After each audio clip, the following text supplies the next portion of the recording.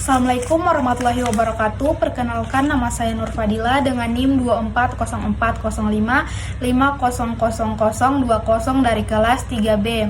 Jadi pada kesempatan kali ini saya akan memaparkan hasil observasi Bina Gerak di SLB Ayapti Makassar. Dan fokus observasi ini lebih kepada hambatan gerak yang dialami siswa dan bagaimana sekolah mendukung perkembangannya.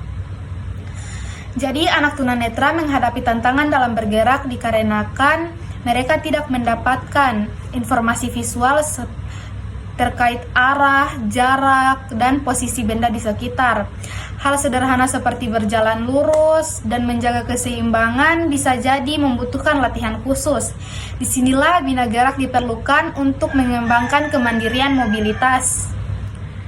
Adapun tujuan dari observasi ini mencakup yang pertama untuk melihat secara langsung bagaimana kemampuan gerak anak tunanetra di sekolah. Yang kedua, hambatan apa yang dialami serta bagaimana anak merespon arahan guru dan dukungan apa saja yang diberikan oleh sekolah. Observasi dilakukan pada tanggal 9 Oktober 2025 di SLB Ayapti Makassar. Dan subjek siswanya bernama Zafdan, berusia 7 tahun, dengan kondisi tunanetra total. Adapun metode yang digunakan yang pertama observasi untuk melihat secara langsung kegiatan gerak siswa. Yang kedua ada wawancara dengan guru untuk mengetahui proses dan perkembangan anak. Dan yang ketiga ada dokumentasi. Secara umum, Zafdan itu adalah anak yang aktif, komunikatif, dan mudah diarahkan.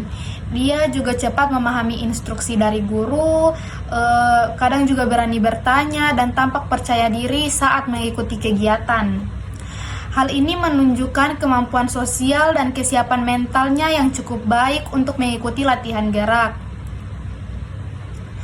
Dan tentu saja ada hambatan yang ditemukan. Yang pertama itu Zafdan belum mempunyai pengalaman memakai tongkat mobilitas. Zafdan ini masih mengandalkan hafalan rute dan suara guru. Kadang juga fokusnya bisa teralihkan, jadi perlu untuk diarahkan ulang. Hambatan geraknya ini bukan karena tubuhnya yang tidak mampu, tapi karena tidak ada input visual yang memandu arah gerak. Dan di sisi lain, kemampuan motoriknya justru cukup bagus. Zafdan mampu menjaga keseimbangan, berjalan dengan percaya diri, naik turun tangga, dan mengikuti ritme suara. Koordinasi tangan dan kakinya juga cukup baik. Jadi hambatan yang muncul pada siswa lebih ke orientasi ruang dan konsentrasi, dan bukan kelemahan fisik. Guru juga di sini memiliki peran penting. Yang pertama, guru harus memberikan instruksi kepada siswa dengan suara yang jelas. Dan anak juga harus sering diberi penguatan positif.